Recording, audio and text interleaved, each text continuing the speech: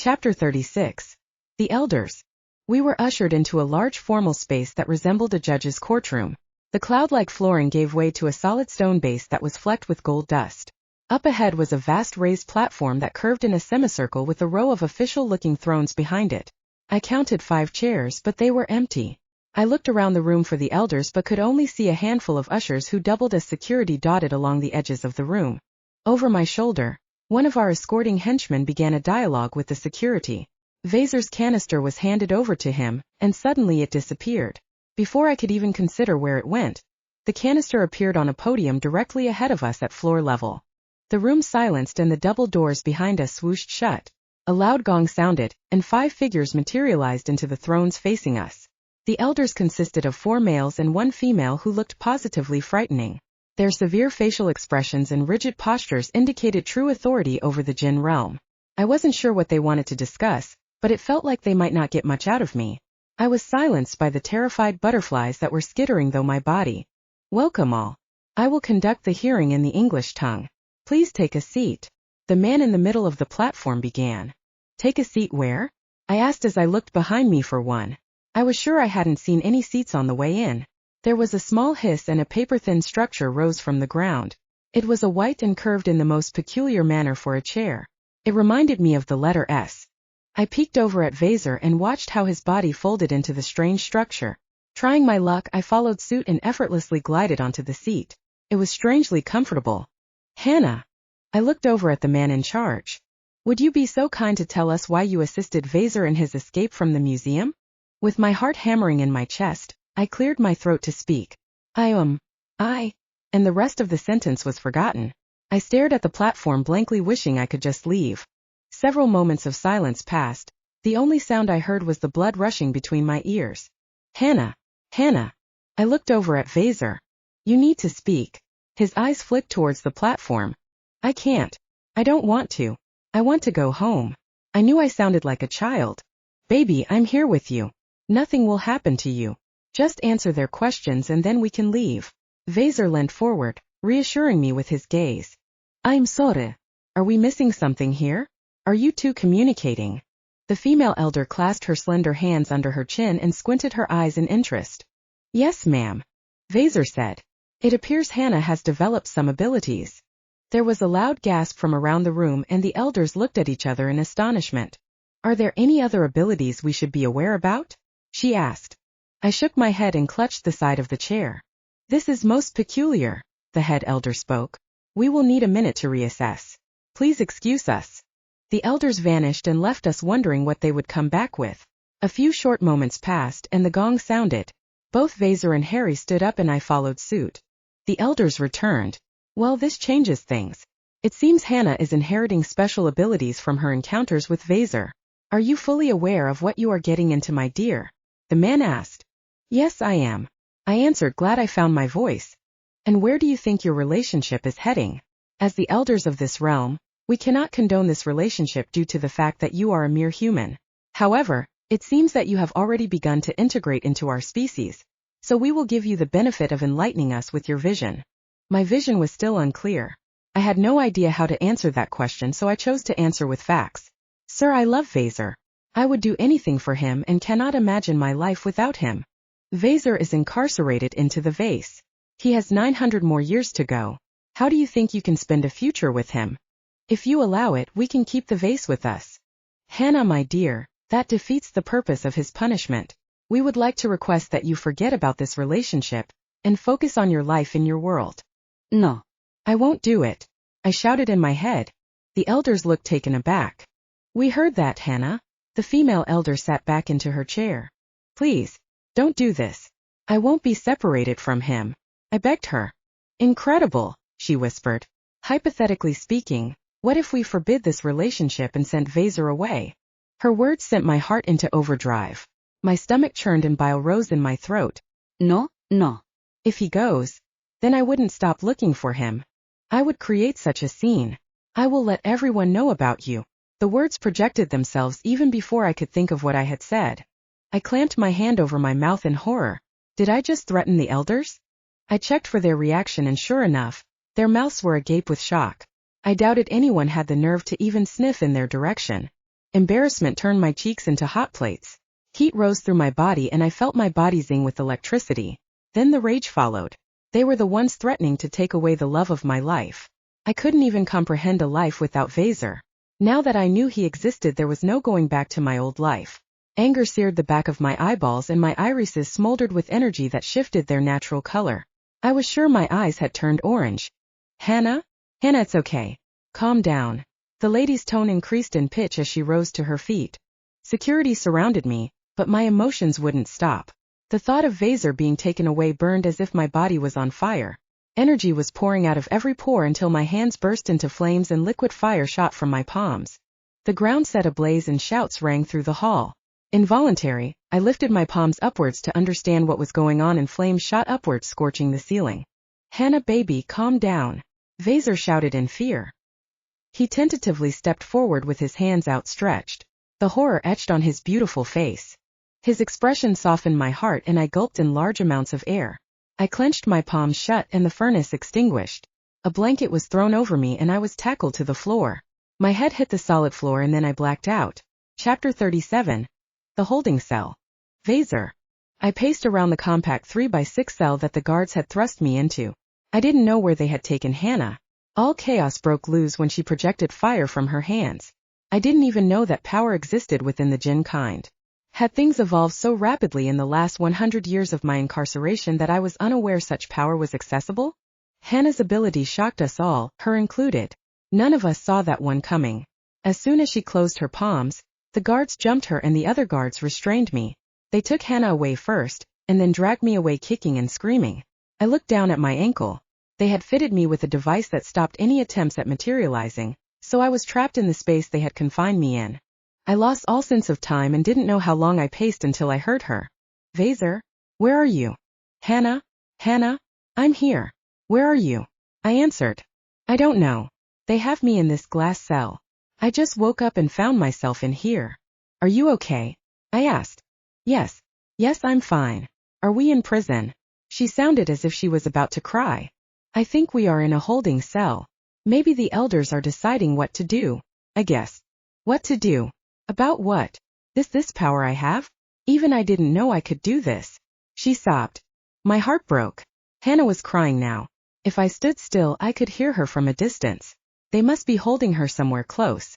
Your power is something I haven't seen before. It's a defensive power which is considered dangerous. I think the elders are wondering if you can control it, I said. Shall I see if I can do it now? She asked between big gulps of breath. Okay, see if you can control it. We both fell silent. I sat down on the floor and waited to hear from her. A few minutes passed and then her excited voice came. I did it. I did it.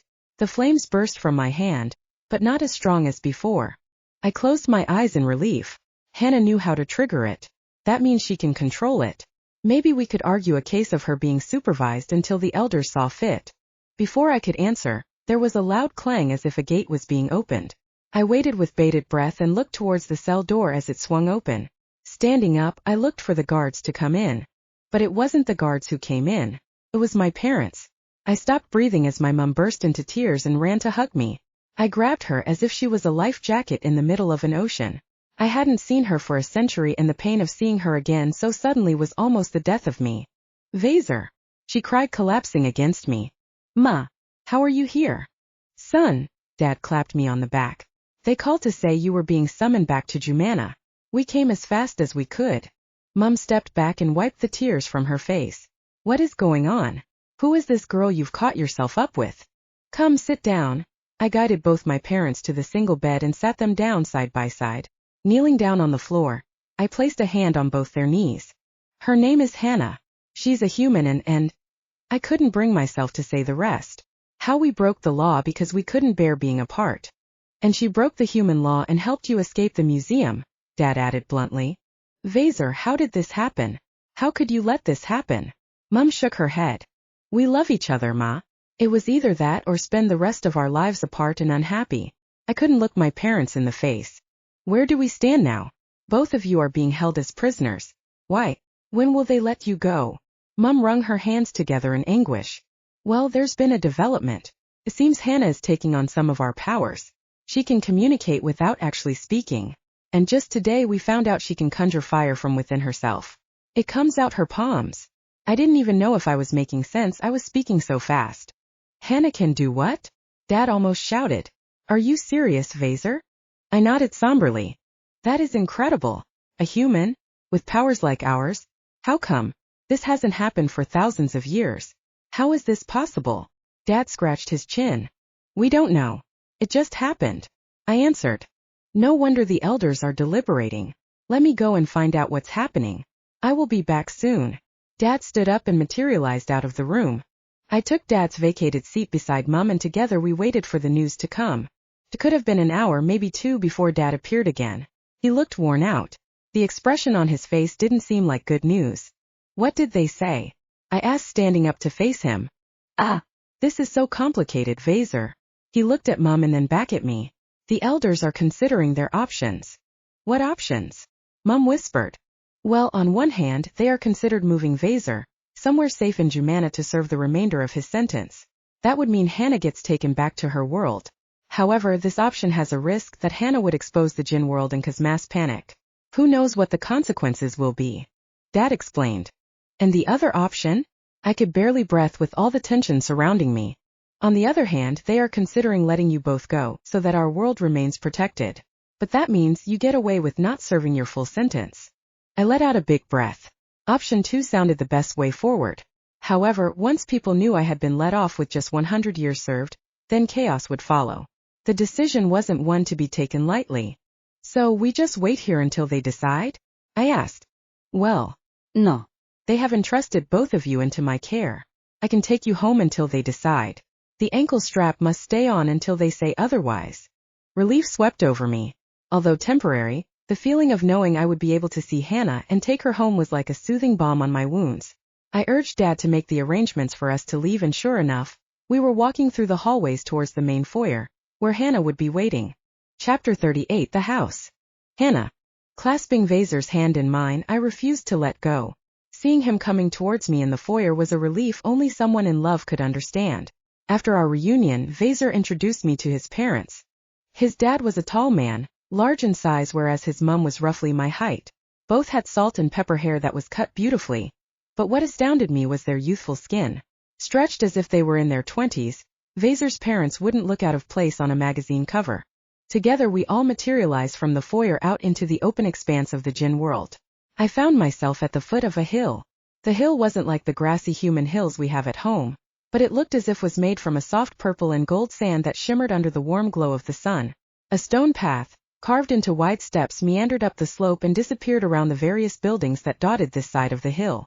The buildings were all spread out, with ample space between them, and offered spectacular views of the city behind us. Our version of L.A. Vazar smiled, putting an arm around my shoulder. It's stunning. Where is your house? It's a little way up. You can't see it from here, but it faces the other way. It's on the other side, you mean? I tried to imagine where his house was. Come on, my dear, lots to see on the way up. Vazar's dad, Fawaz, placed a hand on my bag and urged me forward. We began climbing the stairs at a leisurely pace. With each level we went higher, the views around me were engaging. I peeked into the back gardens of the large houses. I poked my head into little shops that sold various goods, and I stopped to smell the various flowers that belonged in a tropical jungle. As I was hunched over a bright yellow flower, I heard a commotion behind me. There were several jinns approaching, eyes ablaze and fists raised. Vazar, take her home, his dad instructed, blocking my body from the fast approaching mob. He thrust the strap of Vazar's canister into my hands and gently pushed me away. What's going on? Why are they angry? I asked him. Go home quickly. We will find out and be with you shortly. He turned his back and prepared to face the crowd, who were growing by number. I can't leave you alone, Dad. Ma, you take Hannah. Go quickly. Vazar grabbed the canister from me and placed it on the floor. Come on, dear. Vazar's mum wrapped her slender arms around my waist and swept me away from the angry accusations that echoed down the hill. We materialized into the kitchen of the spacious house. The tall floor-to-ceiling windows lined one entire wall of the building, and the view beyond that took my breath away. I walked over the windows and pressed my face against the cool glass. Underneath, far into the distance on the right side, lay a forest, rich in dark green trees that spread down the slope towards the sea. A steep cliff jutted from the dense greenery all the way up into the rosy sky that was dimming as the day went on. At the end of the cliff was a waterfall that dumped gallons and gallons of bright blue water into a lake that I couldn't see. I followed the line of the trees until they thinned out and my gaze drifted towards the left of the house. There, a bright blue ocean stretched for miles and miles. I squinted to see what else was on the ocean, but I couldn't make out the pale shapes that bobbed on the water's surface. I had only seen scenery like this in movies such as Jurassic Park. It was vastly different from the daily views I grew up with. From my bedroom window, all I got was a view of Bob's back garden, complete with his laundry flying high in the air. My current view was soothing, and I immediately forgot about the predicament I was in. Some tea. Vazar's mum appeared behind me with a cup of steaming tea.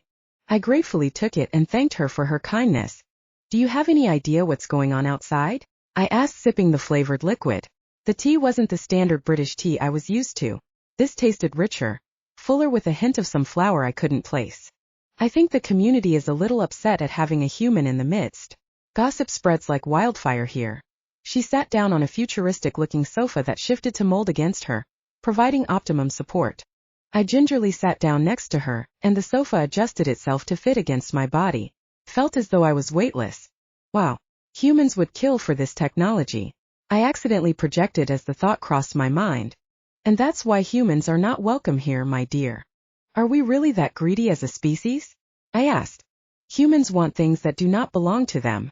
They want to be the dominant species since the beginning of time, Vazar's mum said softly. If those people cause a fuss, what options do we have? I worried that the men hadn't returned. I'm not sure, dear. Fawaz will sort it out. He is very well respected by everyone. I'm sure they will listen to him and not do anything untoward. Her relaxed demeanor was contagious, and I began to feel sleepy. Maybe it was the tea, or the spectacular view, or even the fatigue of traveling between two worlds, but I longed to lie down and close my eyes. She must have sensed my tiredness, because she ushered me off the sofa and showed me the way to the guest bedroom. I smiled my gratitude and she immediately excused herself, promising to wake me if the men came back with some more information. I liked the woman already. She knew exactly what to say and do to make me feel comfortable. I briefly wondered what her superpower was and made a mental note to ask Vazar. The door clicked closed and I spun in a slow circle, admiring the decor. Only an experienced designer could have the skill to achieve the overall look. Inside this room, the floating bed took pride of place on the far wall. There were no ropes or strings to keep the bed suspended, and just to make sure, I peeked under the bed to confirm my suspicions. To the left of the fairy tale bed was a medium-sized window that looked out into the garden. Kicking my shoes off, I undressed as I headed over to the bed and drew back the silk covers. Sliding into the cool sheets, I closed my eyes and fell into a deep, dreamless sleep. Sometime later, I was awoken by the bedroom door opening. The room was dim, the sun had set, and I had no idea how long I was out for. Soft footsteps patted on the lush flooring and Vazar came into view. Baby? What happened? I asked, rubbing the sleep from my eyes. Well, it got pretty ugly. The other jinns want to know what you are doing here. Dad explained as best as he could that you were our guest, but they weren't having it. They want you to return home immediately. What was the outcome? I whispered, scared that they too would force me away from the man I loved. They agreed to wait for the elders' verdict. We are expecting them to let us know by tomorrow afternoon. I nodded and guessed I had a long night ahead of me. Dad is asking if you are ready to eat dinner? We sent for special human food to be delivered. I believe it's chicken with baby potatoes.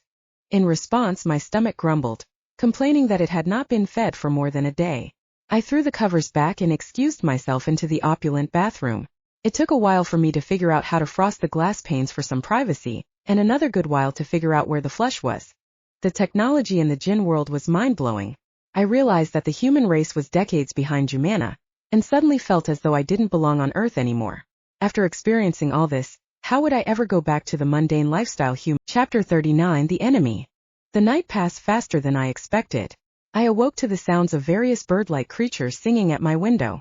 I felt marginally better than the night before, and was eager to learn the outcome of the elders. Vazar was already up and had left a note on his pillow. Good morning, love. Couldn't sleep. Come find me.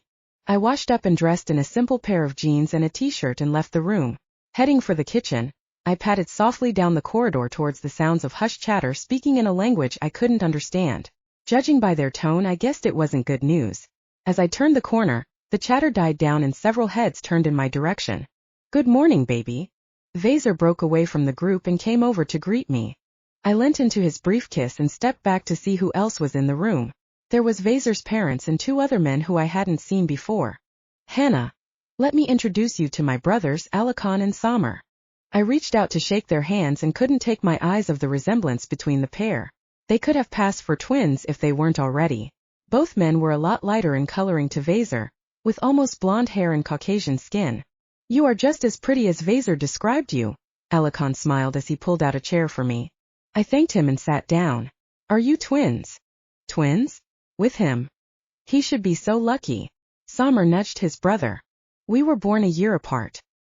He's the eldest. Alakhan rolled his eyes. So we hear you have mind-roasting powers. Samar leant in. Can you show us? You know, for added practice. He flashed his fangs in a wide grin. Let the poor woman eat some breakfast, boys. Vazar's mum shooed them away and placed some toast and tea down in front of me. Will this be okay? Or would you like something else? No, this is great. Thank you so much. I looked down at the table and felt a pang of sadness. Even though my own mother was never as considerate, I missed her terribly. Soon after the verdict is given, I made a mental note to try and find a way to contact Amira to see how everyone was. So what were you all talking about? It didn't sound very positive. I lifted a slice of toast and took a bite. It tasted exactly the same as our toast back in London. We were just discussing the community's reaction to seeing you last night. Vazar's mum said. Ma said they weren't happy, Samar frowned. We were just speculating if they had been the ones to vandalize the house. Vandalize the house? What house? I asked, genuinely confused. Baby, someone painted some bad words across the front of the house last night. The boys saw it a couple of hours ago on the way in. Vazar sat beside me and took my hand. What bad words? What did they say? My eyes glowed orange with embarrassment. I felt awful that they were going through so much trouble because of me. It doesn't matter. The words weren't in English anyway. We cleaned it up, so nothing to worry about now. He smiled broadly and pushed the tea towards me. I was too ashamed to ask any more questions and gingerly sipped my tea in silence, forcing it to stay down inside me. After breakfast, we all headed out to the back garden where the boys held up various items for target practice. With each target I destroyed, my confidence grew and I felt more at ease in the company of Vazar's family. After melting some smaller items the boys had lined up, I challenged them to make it more difficult. Challenge accepted. Alakhan cried gleefully, and together with his brother, they materialized back a large rock that was the size of a car. Wow! That is massive! I shouted, regretted asking for a challenge. If I blasted this away successfully, then it would be a big achievement for me. Just as we were working on a wager to make the challenge more interesting, the back door slid open and Vazar's mum yelled, "You are not blowing that up! I will not have tiny pieces of rock raining down on my house." With the wager paused for now, we eagerly accepted the tray of iced lemonade Vazar's mum had brought out and sat down on the deck to enjoy the morning sun. The sky was a brilliant shade of pink, and for one moment it felt as if I was in paradise. The morning practice had really helped to hone my latest superpower. I was able to control the activation and intensity of the flame, and I was also able to extinguish it immediately. The boys had helped me to gain confidence within my abilities, and I was beginning to feel as though this could be my new family. I smiled happily at Vazar and relished the beaming smile he returned. Then suddenly, as if a dark cloud appeared high above him, his face darkened and he dived forward, reaching out for me. My glass of lemonade slipped from my fingers and smashed onto the wooden floor in slow motion. Vazar's grip on my wrist tightened and he yanked me off my chair and onto the hard decking. He threw his body over mine and shouted for everyone to get down. There was a loud explosion and the wind whipped past us, blowing outwards as if something had detonated nearby. Debris rained down on us and small hard pebbles lashed against the exposed parts of my body. The skin on my calves tore and I felt the gentle ooze of warm blood seep through. Within a second, the air was forced from my lungs as I was materialized back into the house. We all stood in the lounge, panting with fear. Vazar released me and I lifted my head to look outside into the garden. The large rock that the brothers had brought back from the forest was nowhere to be seen. It had been blown up into tiny specks of dust and rock that covered the perfectly manicured grounds of what had once been an immaculate garden. What the hell happened? One of the brothers shouted. I couldn't tell who had spoken. The ringing in my ears was much too loud. Something crashed into the rock. I couldn't make out what it was, but it came from further up the hill. Vazar said. You didn't see who launched it? Surely someone was behind this. Rocks don't blow up on their own. Alakhan threw his hands in the air. What happened? Vazar's dad came thundering down the stairs. The rock exploded. Vazar's mum ran into her husband's arms. Noma! Someone made that rock explode. I saw the missile come down the hill. Someone shot it from high above. Vazar pointed up the slope of the hill. Someone intentionally tried to kill you? Fawaz bellowed, his eyebrows disappearing into his hairline. Who would dare? First the vandalism and now the rock. Do you think it could be one of the people who stopped us yesterday? I questioned. It could be anyone, child. Anyone. But who would hate us so much? Fawaz ran a hand through his hair. Not us, Dad. Her. Who would hate her so much? Samar whispered softly. Samar. Vazar warned. No, baby, it's okay. He's right. It's obvious someone doesn't want me here. They want me to leave, and that was their way of warning us to send me home. I reasoned. I didn't know how I was standing there all calm. The old version of me would have been in hysterics, but somehow I stood strong trying to work out what to do next. Well, they have no say in where you go. Fawaz boomed. It's up to the elders. When will they come back to us with a verdict, Dad? Vazar asked. They already have, son. I just got off a hologram call with the head elder. The decision has been made. Chapter 40, The Signing. Fawaz sighed a long deep breath. That could have been the prelude to something good or bad. I have been in lengthy discussions with the elders. It took some convincing, but the odds are in our favor. With the development of Hannah's new powers, the elders are reluctant to force you two to separate and go your own ways. They are uncertain of what lengths Hannah will go to remain by Vazar's side. Therefore, they have decided it is best to release Vazar from the vase. I held my breath, waiting for the but to come. There was no way the elders were going to let us get off scot-free. But, he paused for added effect. There it was, the but. My heart skipped a beat. But Vazar must serve his punishment in an alternative way. Community service at the local university. 1 day a week. Oh, that isn't too bad. In fact, it's great. Vazar let go of my hand and sank into a nearby chair. I nodded. Community service was welcome news. Wait, there's more, Fawaz said. You need to agree to all the terms they have stipulated. All the terms? How many more are there? I asked, feeling apprehensive. Just a couple more. One of the things they request is for you, Hannah, to move to Jumana permanently. With your powers, you cannot be left unchecked in your own world. It is simply too much of a risk for our kind. The last condition is that both of you be fitted with a tracking chip as soon as you sign the agreement, which would be later today if you agree. The room filled with silence. The terms of their deal now laid bare. Fawaz's words resounded in my head over and over on repeat. They wanted us to remain in Jumana for the rest of our lives. They wanted us to be fitted with a tracker to ensure we followed the rules. It sounded like an open prison sentence, and I wasn't sure how I felt about either of those things. Would that mean I would never be allowed to visit Earth? My family. My voice cracked with emotion. I'm sure we can arrange a supervised visit back every once in a while. We would need to sit down with the elders and come to an agreement. Well, that sounded better than not going back at all. The way I looked at it was that I had two options. The first was to leave Vazar for good and return to my old life. I assumed my powers would eventually fade and disappear altogether, as I would not have any further contact with Vazar. The second was to agree to their terms and live in this beautiful world for the rest of my life, with a tracking device lodged somewhere in my body. It didn't take me long to reach a decision. Okay, I've decided. I agreed to all of their terms. What about you, baby? What do you think? I asked Vazar, sounding more confident than I actually felt. I don't think we have a choice, do we? It's either this or we go our separate ways. This is the only alternative open to us. Vazar said, leaning forward in his chair. I think you are making the right decision, Alakan chimed in. There was a brief round of discussion, and together as a family we agreed to accompany Fawaz to the elders' courtroom for the official signing of the agreement. Fawaz excused himself to make the call, and let the officials know to expect us later that afternoon. The 6 of us materialized into the foyer of the headquarters at 5 p.m. sharp. We had taken great care to present ourselves in a respectable manner that showed we were serious about the impending agreement. A couple of ushers greeted us by the lifts and escorted us directly into the courtroom, which was now familiar to me. But unlike before, where we waited for the elders to arrive, we saw that the room was already full of official-looking authorities who stood to attention of the elders. Welcome, everyone. Please be seated and we will begin, the head elder began. The agreement was read, and the usher brought around an electronic device that scanned my fingerprints and irises. Next, I had to sign in the air using my finger as a pen. My signature projected itself onto a large screen that was behind the elder's desk.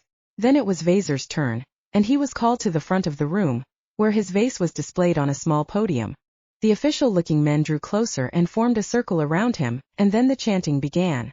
The room's lights automatically dimmed and I waited with bated breath for the grand finale.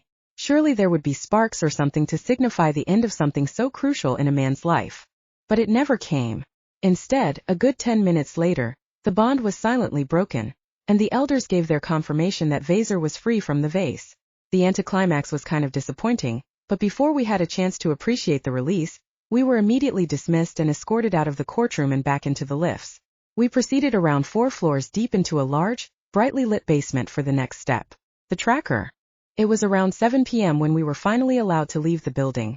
Fully fitted with a neon blue tracker that glowed under our skin, the doctor had inserted the chip at the base of our neck, somewhere along the top of our spine. The procedure itself was painless and over and done with within a few seconds. We finally exited the busy building into the cool evening, and were preparing to materialize back when a familiar voice caught up with us. "Ah, my boy," Harry called joyfully. "Still with us, I see." "Huzzah," Vazar nodded curtly. "Good evening, Harry.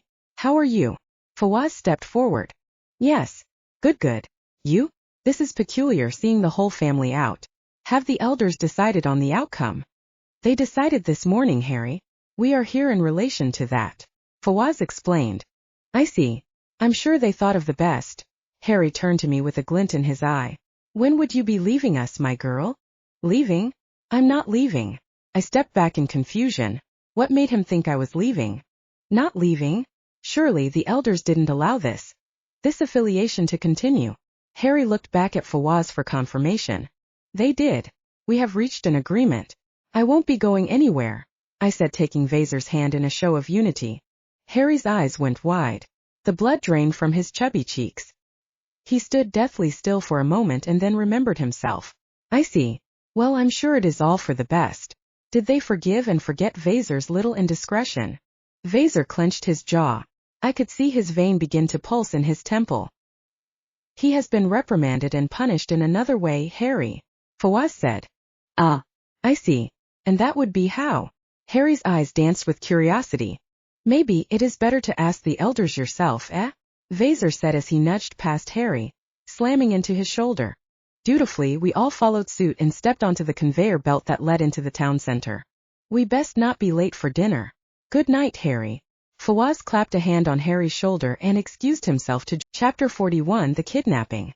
We ambled home late at night, stuffed to the gills after a wonderful dinner at a restaurant that was perched high in the shimmering treetops. The views were stunning, and the food was an educational experience, albeit peculiar. I was encouraged to try some of the local food, and only managed to stomach a couple of mouthfuls of colorful sand. The texture was gritty but soon gave way to a popping candy sensation, where the grains dissolved on my tongue. As the menu was illegible, Vazar had ordered some grilled meat and potatoes for me. The rest of the family had a mix of crushed bone, sand and pieces of a vegetable that had no comparison in my world. Vazar's brothers said goodnight at the restaurant and made their way back to their respective houses, whereas the rest of us decided to walk up the hill towards home, taking in the cool night air to help aid our digestion. As the house came into view, Vazar's mum let out a gasp and clutched at her husband. "What is that?" Her voice rose a few octaves. We all looked at the house, which was now crimson. Someone had thrown gallons of paint on the front windows and door. "Oh my God! Who did this?" Vazar fumed. We jogged to the house and took stock of the damage. The paint was still wet, oozing down to the floor in large drops that looked like dripping blood. "I'm so sorry. This is all my fault," I cried, looking at his parents. "Nonsense. You didn't do this. It was someone who knew we wouldn't be at home. Either someone is watching us or knew we were out to dinner." Fawaz exploded, running his hands over his face. "Huzzah! Didn't you tell him we were going out to dinner?" Vazar turned to his father. "I did. But why would he do this? What does he have against us?" "I think he has something against us, Dad, not you." Vazar waved a hand in the space between us. "Could be. Who knows? We will have to figure it out later. In the meantime, this paint has to come off now, whilst it's still wet." Fawaz shook his head. "How do we get this off?" "Soap and water won't cut it," Vazar said. "We have to try." "I'll go get the jet wash," Fawaz said grimly. "First the rock almost killed us and now this. Do you really think it is Harry?" I threw Vazar a cautious look. Noone else would dare to vandalize my dad's house. He has built a good reputation for himself and is well known around here, came his reply. Should we confront Harry? I asked. No, he would only deny it. We need to be smart about this and find out what he wants. There was nothing more to say, except agree with him. Over the next 5 hours we washed, scrubbed and scraped at the paint until everything but faint traces were left on the exterior of the house. The sun began to rise, turning the midnight black sky a pale shade of purple. With our hands raw from manual labor, we sat on the back deck, a cup of tea in our bruised hands, watching the sun come up. Light exploded on the horizon and within seconds daylight had broken over the forest trees. Birds chirped and the cool breeze of the night gave way to warmer temperatures. I woke up around 5 p.m., when the heat of the day began to fade. Sleepily, I wandered out into the lounge and was surprised to see random workmen loitering in the garden. Hey babe, what's going on? I nodded towards the garden. Vazar followed my gaze. Dad is setting up cameras around the exterior of the house. Some motion detectors are going around the perimeter too. Great idea. Hopefully that stops Unoho from causing any more damage. I sat down on the sofa and watched the workmen float up and down the back of the building. What do you want to do today? Vazar squeezed my hand in his. Is there a way I can make a call home? To Amira or Fatima? I want to check on them. Vazar shook his head. No, that won't be possible. We cannot make direct calls across worlds. I really miss home. My voice was almost a whisper. I know, babe. It's hard, but it will get easier with time. Tell you what, I need to go speak to someone about Haza's background. On the way home, I'll stop by this guy's house and ask him if he can get a message to Amira and Fatima. He can do that? How? I was intrigued. It's one of his powers. He can send written messages across worlds. The writing magically appears on mirrors or glass surfaces. The thought amused me. So this is where horror movies got their idea from. What would be want in exchange for his efforts? I asked. That I will have to ask him when I see him. What time are you leaving? I checked the time on the digital clock in the kitchen. I should be going now. I'll be home by nightfall. Will you be okay on your own for a while? I think both my parents are out. Sure. I'll just take a walk or something. Cool. Don't go too far, okay? Stay close to the house. Vazar kissed the top of my head and left the house through the back door. I sat on the sofa a while longer, listening to the sounds of workmen drilling and hammering. When I got bored of that, I walked around the lounge and ended up at the bottom of the staircase. I hadn't been upstairs yet and wondered what it would look like. Would the views from the bedrooms be as spectacular as they were from down here? I placed on foot on the bottom step and paused. I didn't know if the family would mind if I peeked upstairs. The last thing I wanted to do was violate their privacy after everything that they had done for me. Thinking better of it, I turned around and headed for the garden. Maybe a walk outside would alleviate my boredom. As I stepped out into the fading light, one of the workmen landed at my feet with a loud thump. I jumped back and let out a shriek. The workman got up and dusted himself off, eyes wide as saucers. He stared intently at me. Are you okay? I asked. His mouth fell open, revealing stained teeth. Mumbling something, he gestured with his hands. I don't understand. I speak English. I shook my head at the local language he was speaking. It was his turn to shake his head. We stared at each other for a bit, and then I said goodbye and walked towards the far end of the garden. With his eyes burning holes in my back, I willed myself to walk faster and thankfully reached the boundary of the garden quickly. Peeking over my shoulder, I could see the workman still standing in the same position, staring at me as if I was an escaped zoo animal. His presence was making me feel uncomfortable, and just to get away from his stare, I hopped over the waist-level fence and into the empty land beside the house. From there I proceeded up the hill to see how far I could get. Maybe I would find a beautiful spot to watch the sunset. I hiked in between houses and through shrubbery until I was a good distance from my starting point. Turning around, I could see the roof of the house and beyond that a jaw-dropping view of the sea, far in the distance. I looked up and spotted an outcrop of rock that would offer the most perfect vantage point for the sunset and headed up towards it. Suddenly, I heard a crack of wood behind me. I stilled. There it was again. Crack. Then a rustle of leaves. I stopped breathing. Could it be an animal? I turned slowly and sat down on the steep slope. Nothing. Not even the faintest of wind to rustle the plants. Thinking that I had imagined it, I flipped around and started crawling up the slope. Then something hard grabbed me around the waist and whisked me clean off the floor. A dirty hand clamped over my mouth. I inhaled sharply and almost choked on the sand that I swallowed. A violent gust of wind howled around me and I was materialized off the hill, and taken somewhere that I had no business being. Chapter 42. The background. Vazar. So, he's just a few years older than me? How does that make sense? He looks a lot older than me. I paced the room full of rage. Nothing was making sense and I had to figure out who was trying to hurt us before things got really serious. He was 3 years above us in school. You don't remember him? Max asked, sucking on a long metallic stick. Pale blue smoke streamed out of his nose, adding to the blue hue in his bedroom. No, school was just too big to remember everyone. I scratched my head, racking my brain to remember. How come he looks so old? I thought he was at least 50 years older than me. The stress made him older. He couldn't cope when his sister passed away. Max rolled onto his back and stared up at the ceiling. I had known Max since school. We weren't that close as friends, but he always seemed to know everybody's business and it was a good place to start my investigation.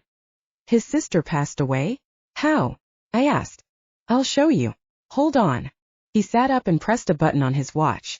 A red light blinked on the ceiling above his head and a hologram appeared on the opposite wall. Hello. Who is Harry? He questioned the piece of technology he had just activated. Harry. Several options appear for Harry. Select correct image.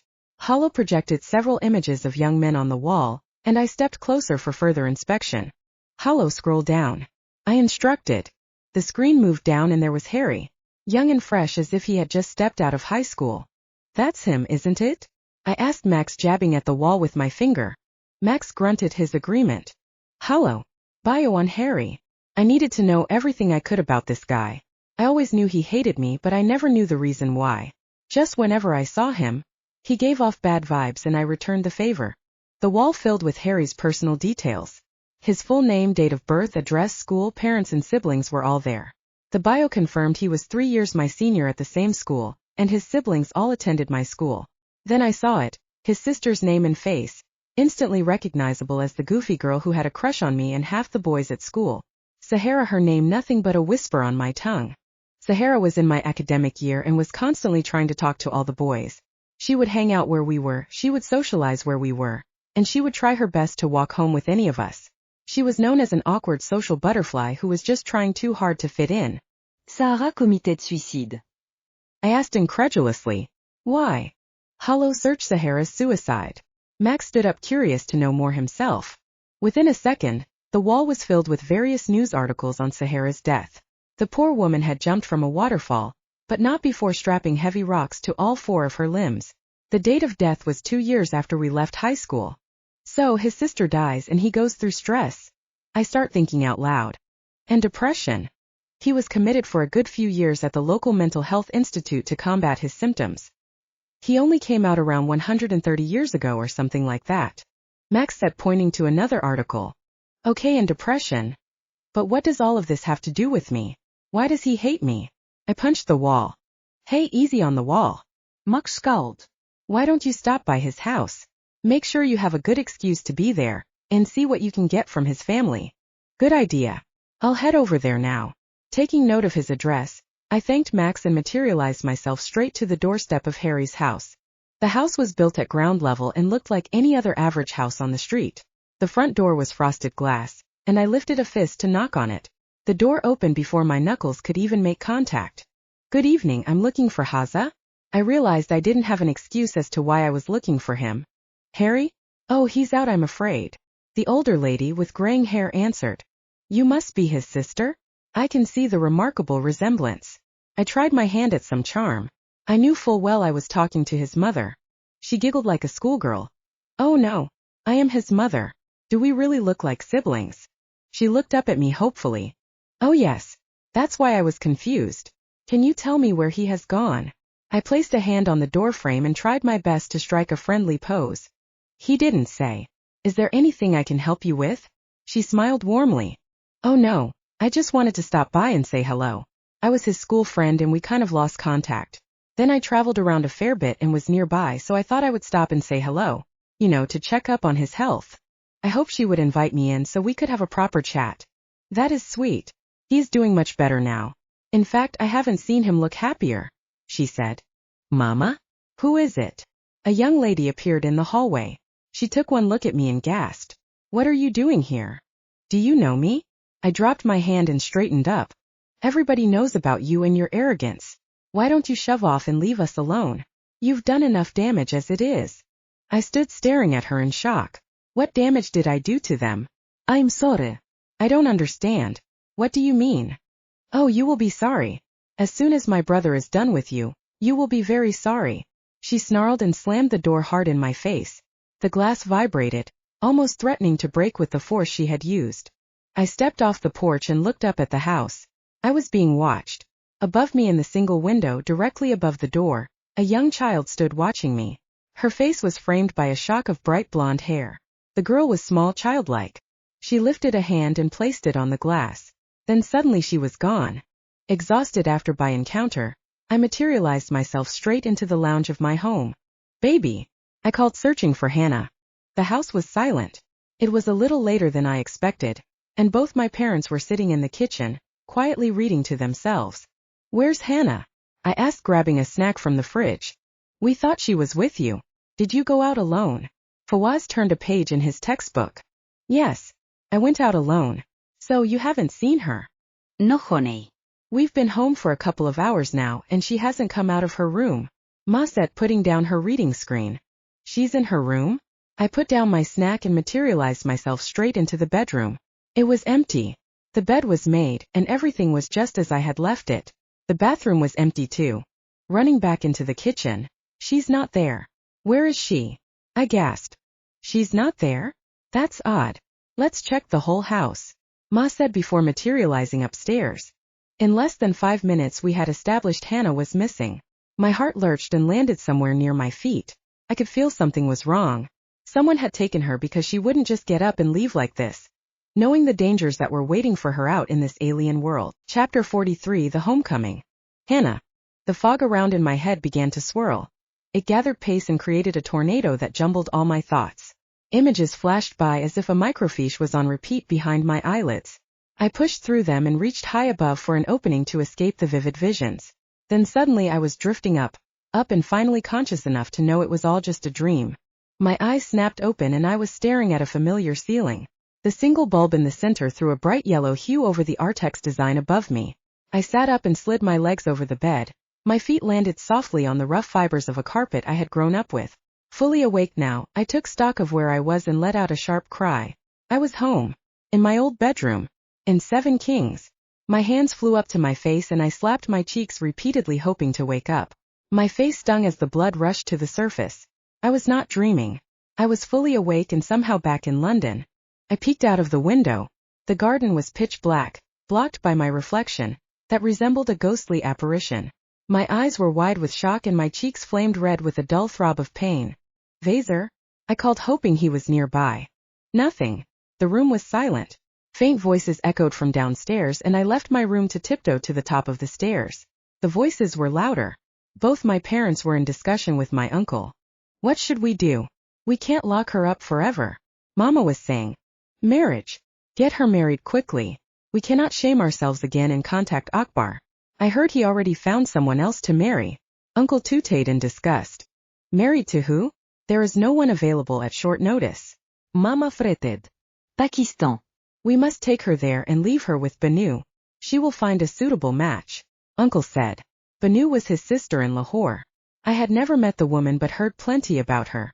Both siblings were as fierce as each other. Then that settles it. Pakistan it is.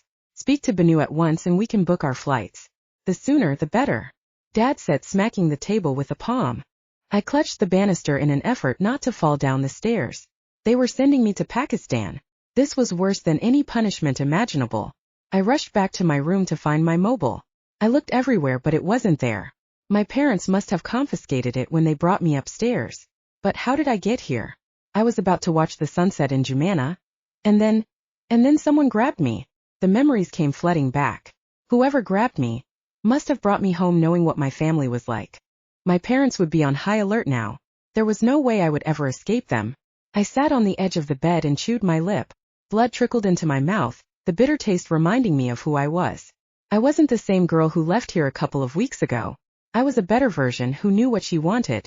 I had powers now and I would use them if push came to shove. I opened my palms and willed them to light. Heat seared through my body and burst from my hands. Immediately I closed my palms. I couldn't risk starting a fire just yet.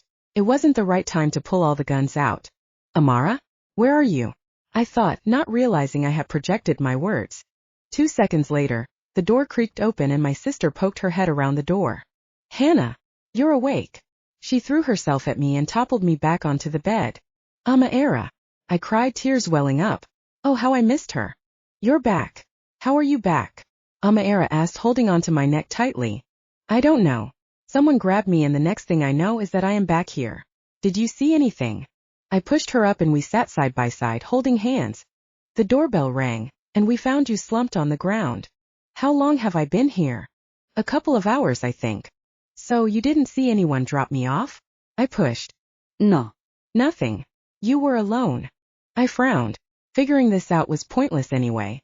It didn't matter how I got here. What mattered now was getting the hell out. I would have thought that my parents would have been thrilled to see me and accept me for who I was, but that didn't seem possible. They were still stuck in their old-fashioned mentality, and I knew hoping for anything else was fruitless. How's Fatima? Is she okay? Amira asked wide-eyed. I smiled. She's doing great. She's happy working and living her life. Were you happy too? A warm glow filled my chest. Yes. Oh, Amira, I was so happy. Being free and being able to choose for myself. That must be nice. Were you staying with Fatima? I took a deep breath. This was the right time to tell her about Vazar. No, I was with Vazar. Who's that? Amira whispered excitedly. So, I told her all about Vazar, minus the fact that he was a jinn and came from a different realm where I had been only a few hours ago. Amira listened attentively and wanted to know when she could meet him. I don't know, Amira. I need to get the hell out of here first. I heard our parents saying they are taking me to Pakistan. I can't let them do that. I need to get out of here now. I stood up and opened the window.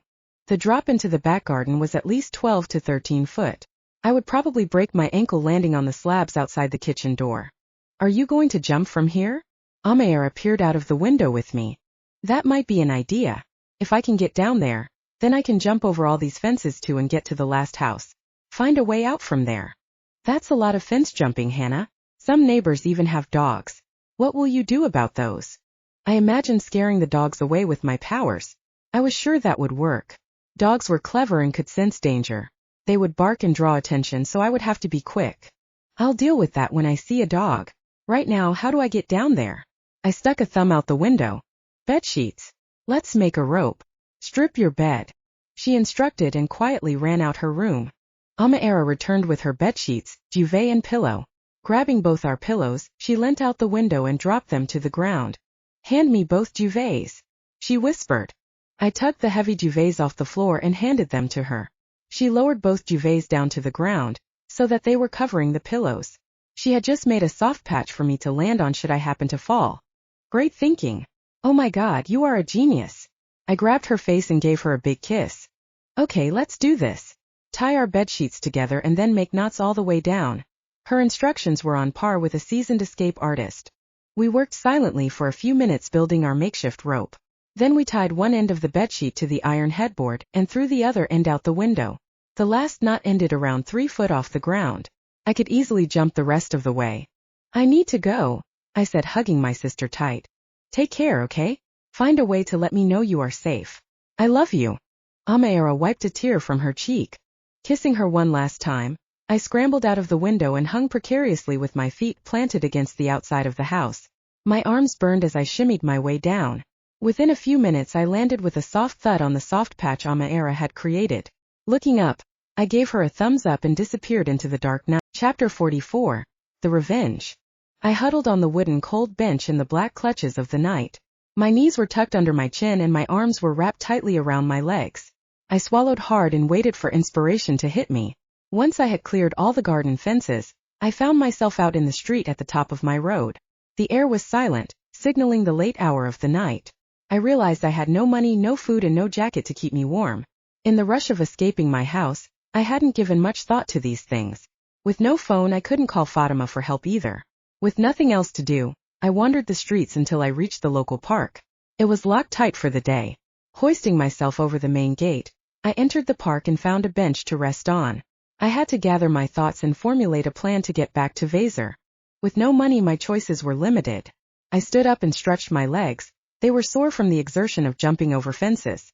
I realized I had no choice but to spend the night in the park. In the morning, I would find someone who would lend me their phone and then I could make a call to Amira, asking her to bring some clothes and money for me to get to Fatima's house. Alternatively, there was a risky option of me heading to the train station in the morning and jumping over the barriers to get onto the underground for free. But with all the cameras and security checks, I was sure I would get arrested. I began walking around the park, searching for a safe place to sleep. I remembered the children's play area had a small hut that connected to the climbing frame. It offered shelter from the wind and would keep me hidden from the other illegal trespassers looking for a good time in the park. Deep within the shrubbery, night creatures chirped, providing some form of normality to my dire situation. But within these night sounds, something abnormal echoed behind me. A crack of wood, a rustle of footsteps over leaves. Someone was behind me. Throwing a cautious look over my shoulder, I peered into the dark. There a shadow shifted. Shit, I thought. Just what I need, a druggie following me when I'm alone. I heard a sinister chuckle in my head. Someone had heard me. Someone was laughing back there. Wasting no time, I sprinted for the park gates. It wasn't safe here. Suddenly, the shadow appeared before me and I crashed into it at full speed.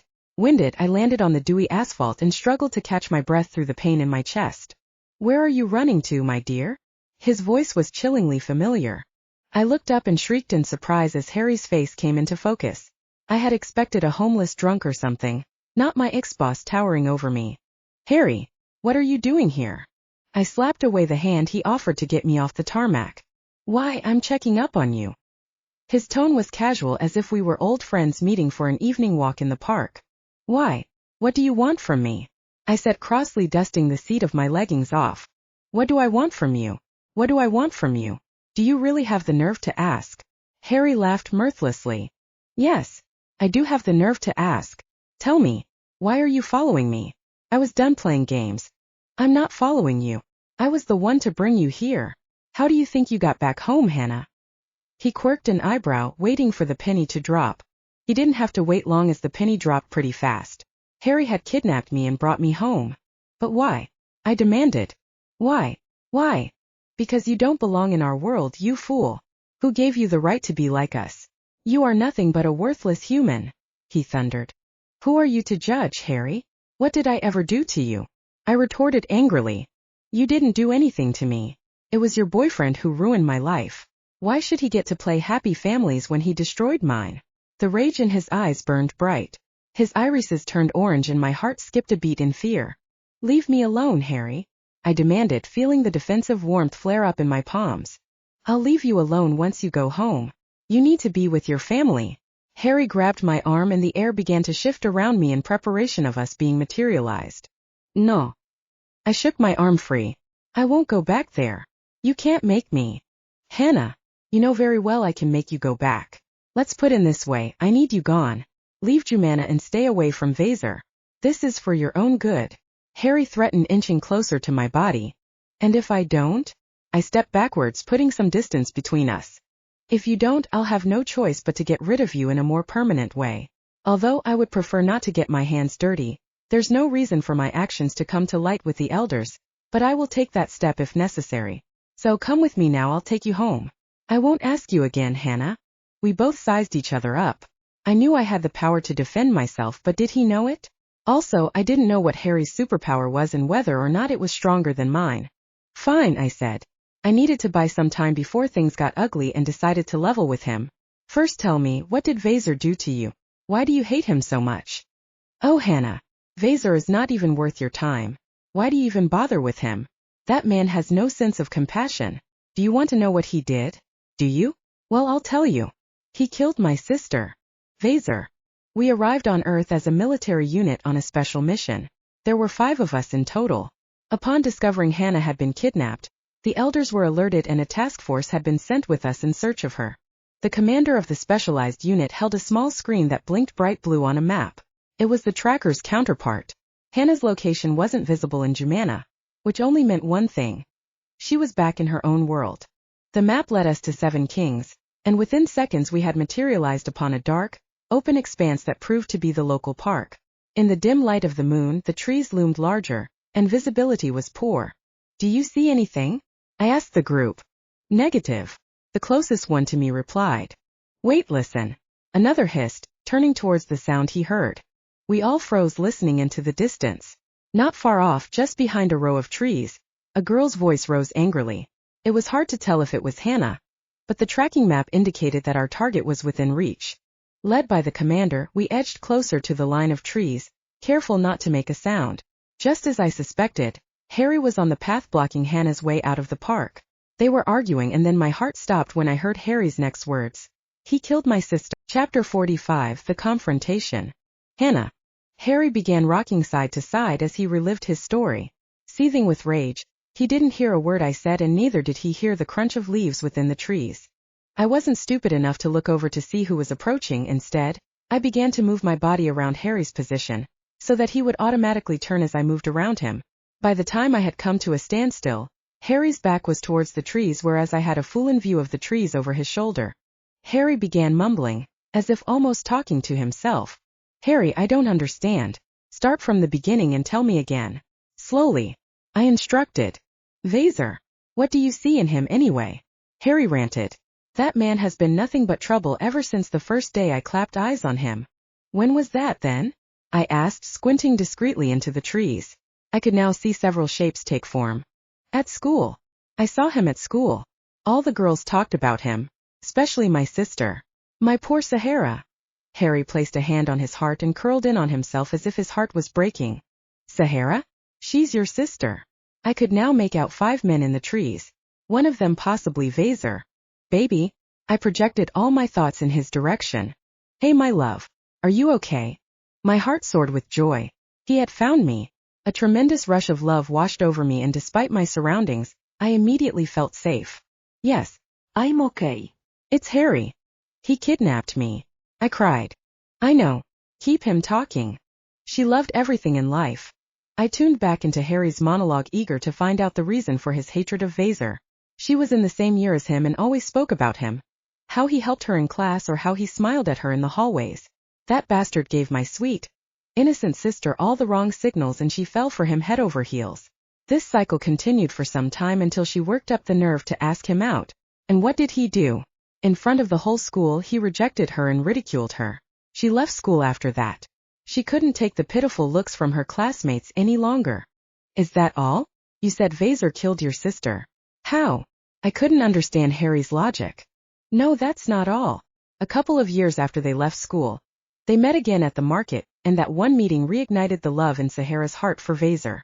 She started following him day and night. She would wait for him outside his house, just so she could catch a glimpse of him. We tried our best to speak to her, to make her stop, but she wouldn't listen. Harry shook his head as he remembered. Then one day, Vazar was out with his girlfriend, and they both found Sahara hiding in the trees, watching them. The girlfriend got so upset that she started a vendetta against my poor sister, bullying her, harassing her, and sending her mean messages all the time. Things took a turn for the worse when her friends got involved, and together as a group, they made her life a misery. Sahara didn't go out much after that. I guess we were grateful she saw sense and left Vazar alone. One day, when we thought the bullying had stopped, she went for a walk in the forest and never returned home. We searched for her for days. My poor parents were beside themselves. The worry eventually ended my father's life, and left my mother just a mere shell of herself. She needs constant round-the-clock care, and has been deprived of her independence. I hold Vazar accountable for the suffering my mother has gone through. Oh, I'm so sorry. That must have been terrible, I whispered, imagining the anxiety surrounding those days. Harry didn't hear me. They found her body in the river, lodged under logs and weeds. She had been dead for 10 days. Apparently, the authorities ruled it as a suicide. What makes you think Vazar had anything to do with it? I pushed. I had to make the link between his story and mine. He had everything to do with it. From the start, he led her on. Then when she was hooked in, he rejected her. If that wasn't enough, he rubbed his relationship with that crazy bitch right under my sister's nose. My sister was bullied and tormented every day of her life until she couldn't take it no more. Where was Vazar? Why didn't he stop his girlfriend? Why didn't he do something about it? Harry's fists clenched and opened by his sides as his words echoed off the trees around us. I held up my hands. Have you asked Vazar? Did you bother to get his side of the events? I would have if he stayed in Jumana. He disappeared on his trips to Earth. He began traveling a lot after that incident and was never at home for me to ask. But now the time for asking questions has gone. It's time for making right what went wrong. Will you go home willingly, Or do I have to drag you? Harry gripped the top of my arm. What should I do? I thought out loud, failing to project my words directly to Vazar. Who are you asking? Harry's face was inches from mine. Apparently, he had heard my thoughts and was alert to company intruding. You. I asked you. I gasped. Harry whipped me around and held my neck in the crook of his arm. His hold was tight and I gripped his elbow in an effort to breathe. Do you think I'm stupid, Hannah? Moving his head up, he shouted, Who's there? Come out or I'll end her right here. There was a rustle in the trees and Vazar stepped forward. He walked slowly towards us with his palms open and arms outstretched. Oh, Vazar. Speak of the devil and there he is. Harry sung Cheferlin. Come to rescue your love, have you? You don't have an issue with her, Harry. Your problem is with me. Let her go. Vazar stopped around 5 feet away from us. Let her go? Just like that? What makes you think you can get your happily ever after? You took my sister from me and now I will take your love from you. An eye for an eye, boy. Harry chuckled. I didn't kill your sister, Harry. I didn't even know she died. Once I found out what my ex-girlfriend did. I broke up with her and left Jumana for a while. Oh, save your excuses, boy. It's too late to explain. With his free hand, Harry reached into his back pocket and pulled out a marble cylinder tube. With a flick of a button, a 7-inch red beam burst from it. Wait. What are you doing? Vazar shouted. I had never seen such a device before, but judging by the look of horror on Vazar's face, I guessed it was some sort of laser-like knife that would slice my neck like fire eating through paper. Heavy boots landed behind us and Harry whipped us both around to face 2 soldiers armed with their own laser-like weapons. Don't even think about it. I will cut her before you could reach me. Harry snarled at them. Let her go, Harry. The commander shouted. I see you brought the cavalry, Vazar. I guess you couldn't fight your own battles, eh? Harry stepped backwards, dragging me with him. You don't want to do this, Harry. Let her go and you can take me.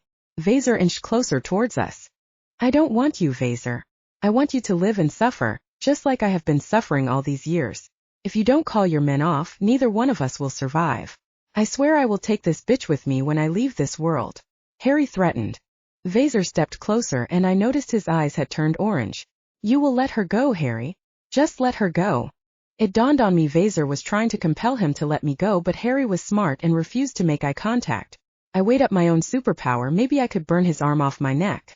I knew I could do it, but would I be fast enough to slide from under his arm before the laser knife cut me? I wasn't sure if it was possible. Just then a sizzling sound ripped through the air.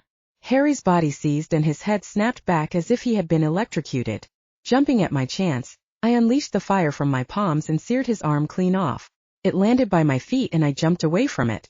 In a split second, Vazar was by my side and whipped me a few meters back to where it was safe. Together, we watched the 2 remaining soldiers electrocute Harry using a long metal pole. Harry's body bucked as blood gushed from his severed arm. He made no sound as he began to fall. He made no sound as his face hit the ground hard. And he made no sound when he lost consciousness and fell into a painful sleep. Chapter 46. The Aftermath. The cold wrapped around me as if I was submerged into an icy bath. All the pulsating adrenaline had left my body and I sagged against Vazar as he led me to the nearest bench. The soldiers had lifted Harry's body and materialized him back to the portal where they would cross back into their world. I assumed Harry would be taken to hospital to cauterize his arm, and then the authorities would charge him for his crimes of vandalizing and kidnapping with the intent to kill. What did the soldiers say? I asked, referring to the conversation they had before they left. They were asking me if we would be going back to Jumana tonight. I told them no, as the journey might be too much for you after your ordeal. Was I right to tell them that? I smiled sleepily. Yes, I'm too tired to make that journey tonight. I think it's best we stay here tonight and then go back tomorrow. Sounds like a plan. Shall we book a hotel and get you some food too? Yes. I'm starving. Let's go. I took Vazar's phone and searched for a nearby hotel. I found a small one with an immediate booking facility in a town called Stratford. We materialized straight outside the hotel and checked in with no problems. Once I had ordered my food, we sat on the bed and discussed the night's events. Did you know Sahara? I asked. Yes, I did. We are at the same school. She was a social butterfly and drifted from group to group. I never thought much about her clingy behavior as she was like that with everyone. Then what happened? Where did it go all wrong? Well, out of the blue, Sahara spotted me with a group of friends and came over to us. She asked to talk to me privately, so we stepped away from my group. Then she asked me to go on a date with her, but I wasn't interested and I told her as much. I guess I might have been a little blunt. It was years ago so I can't exactly remember the conversation. Anyhow, my friends overheard and started laughing at her. I returned to the group and they teased me relentlessly about it with Sahara watching. After that incident, Sahara left us alone. She kept her distance, but word spread around how she asked me out and I responded bluntly. She never lived the humiliation down and we never saw her at school again. Harry blamed you for her death. He said your ex-girlfriend hounded her and you never stopped her. Was that true? Vazar ran a hand over his face. Partly. I'll get to that in a minute. After we left school, I ran into Sahara at the market. She was friendly and we chatted for a while. After that, I heard she became obsessed with me. She began following me, calling me and even waited for me outside my house. I never even imagined I had a stalker. I remember a lot of blank calls and weird messages from a hidden number, but I never saw Sahara waiting for me anywhere. I didn't even know that she was following me until one day, when my ex and I were in the park. You know, hanging out. He cleared his throat and looked sheepish. I guess he was doing more than just hanging out. Anyway, Sahara hid in the bushes and watched us. I mean, how creepy is that? My ex spotted her and pulled her out of her hiding place. She screamed at her and things got nasty. My ex ended up slapping Sahara and the poor girl materialized herself away. Oh, that sounds awful. Why would she watch you like that? I would be so embarrassed. I couldn't imagine anyone intruding on my private time with Vazar. Well, that's how my ex felt. Together with her friends, she started to harass Sahara and I found out. I broke up with her after that because I didn't want to be around a bully.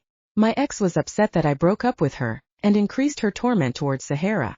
I don't know how bad the bullying got, because I left Jumana to get some space and go traveling. So when did you find out she died? Earlier today. Remember I was going to see a friend to get some background information on Harry? Well, that's when I found out. Sahar committed suicide by jumping off the waterfall in the forest. She weighed herself down with heavy stones. I just couldn't believe it. How bad did things get for her to take such a drastic step? I gasped as his words sunk in. The details of the suicide were vivid in my mind as I imagined the whole scenario. Before I could say anything, there was a knock on the door and room service wheeled my dinner into the room. I had ordered chicken sandwiches and a big plate of chips. My stomach grumbled as the aroma of fresh fried potatoes hit me. Digging into my meal, I asked Vazar if he was hungry. No, I'd prefer not to eat human food unless absolutely necessary. I'll make do with this, thanks. He held up a glass of water. I nodded and continued our conversation. What do you think will happen to Harry? I asked through a mouthful of food. He will be punished for sure. Soon as he recovers from his injuries. Vazar suppressed a chuckle. I smiled, still not believing the damage I had caused. I was impressed with my capabilities. I had come a long way from the timid girl I was a few months ago. The thought of my previous life jolted the memories of my parents' behavior, and I let out a sad sigh. Are you tired? Vazar asked, tidying away the plates. I am, but I was thinking about what happened when I was at home. I still hadn't told Vazar of the conversation that took place in the kitchen. How were your parents with you? Were they glad to have you back? Glad? No. They were so angry. I woke up in my bedroom so didn't see my parents. They were downstairs making plans to ship me off to Pakistan. Before they could come upstairs, Amira helped me to escape. I shuddered at the thought of what could have happened to me. We have a lot to thank Amira for then. Was she happy to see you? My eyes welled up. I had left my sister to clean up my mess for the second time in a row. I felt awful about it. Yes, she was so happy to see me. I'm worried how my parents might treat her after I'm gone. They might be so horrible to her and get her married before her time, so she doesn't do the same thing I did. They might get her married tomorrow for all I know. Surely, they wouldn't make the same mistake twice and force her to marry, would they? Vazar pushed a hand through his hair. They made the same mistake with me after Fatima fled. I'm sure they will do the same with Amira, but only this time. They will get her married sooner, before she reaches an age where she is capable of leaving by herself. That's awful. Is there any way to warn her? Will she get married if she was forced to? She's not as strong as me. I think she may give in to them and get married, because she doesn't have any other option. I sniffed. My poor baby sister will be forced to live a life which she may not want. Well, why don't you ask her? Tell her the options available to her, and let her make up her own mind. The thought never occurred to me to give Amira the option to leave my parents' house and come live with us. Would you be okay with that? If she came to live with us? I grasped Vazar's hand and gave him a look full of hope. Baby, of course. She's your sister. If she wants to come live with us, then I would gladly support it. Our houses are big enough and there's plenty of food for us all. Vazar squeezed my hands lovingly. How would the elders react? I don't think they will agree. I chewed my lip. Well, we can only ask. If they don't agree, we will get Amira a place somewhere here, and you can visit her as often as you'd like. I threw my arms around Vazar and together we tumbled back onto the bed. Giving him a warm kiss, I thought of the next hurdle. How do I ask Amira? There's no way of contacting her. Vazar thought for a moment. I could go get her? I know the shock would be too much, but that's the only way to get her out quickly and without any drama. You mean materialize her straight to me? I mulled over the plan of action. The only alternative would be to call her on the house phone and hope she picks up. I shook my head. The phone call wouldn't work. There simply wasn't enough time for me to explain the world of jinns I had stumbled onto. This required a face-to-face meeting, and materializing her to me was the only way forward. I took a deep breath and nodded. You're right. You need to go get her, but make sure she doesn't scream when she sees you. Grab her and get out of there as fast as you can. When do you want me to go? Tomorrow morning is best. When my parents would be out searching for me would be the ideal time for you to grab her unseen. I don't think I can deal with the drama tonight. I can barely keep my eyes open. Okay, sounds like a plan. How about we get some sleep? Vazar kissed the top of my head and pulled me up from the bed. I yawned in response and heading into the tiny bathroom to wash up. Throwing my clothes onto the nearby chair, I climbed into the cool bedsheets and waited for sleep